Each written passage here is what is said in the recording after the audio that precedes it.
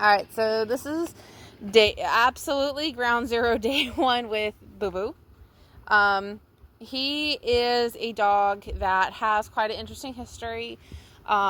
He lost one of his owners of last year, and he's been increasingly becoming a terror in his household. Apparently he and his owner were incredibly super bonded, and he's been struggling with, biting people when they come into the home and taking and redirecting that aggression, frustration, if you will, onto other dogs in the home.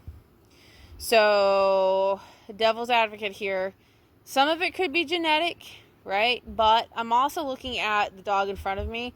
This, to me, is not a dog that is really super confident, that's looking for conflict.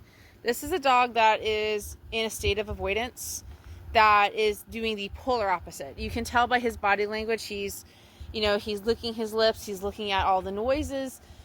Life is overwhelming for him, and it's awful. Like, that was a bird that just flew by, and he's like, oh, a bird. Oh my gosh. It was crazy, right? And he's looking at me like, what'd I do? So this is a dog that's just, I think, is just really super fearful. So what I want to do with a dog like this is I really want to encourage this dog to get out, to look at his surroundings, to sniff. And this is actually the best he's done all day, because he wasn't even coming down the steps to go outside. But he's actually actively, you can see him, he's actually sniffing. He's using his nose.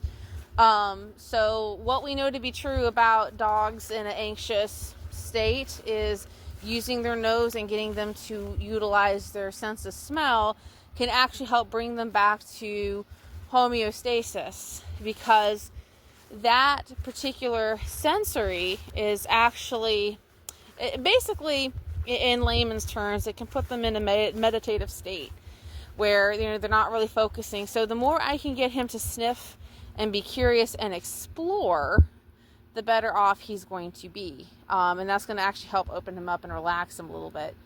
Because really, the worst thing I can really do with this guy right now is you start forcing him into obedience and start forcing him to do a whole bunch of stuff, because he's either going to do one or two things. He's going to shut down, and he's already pretty much there at just overwhelmed, shut down. I really don't want to do this craft. Oh, no, a neighbor closed their door. Or because he does have the bite record that he has, not an official record, but he has been known, to bite people coming into the home, turning that aggression onto other dogs. That could be a dog that, is doing it out of fear because he is so insecure in his skin and he doesn't really have that direction. So objectively, I have to look at that as well. And that's what I'm seeing more of. I'm not seeing a dog that's coming out, of his kennel, squaring up, making eye contact, wanting a conflict. He is very much on the, he's not even on the offense or defense. This dog is in full-blown avoidance.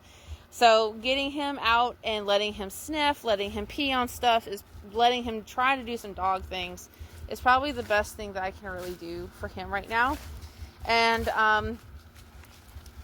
that's what I'm going to let him do today. Hey, buddy. And this is actually the first time, like, he hasn't been jumping away from me. I'm running, I'm walking beside him. I have a slip lead connected to his leash, so I have control, but it's controlled control.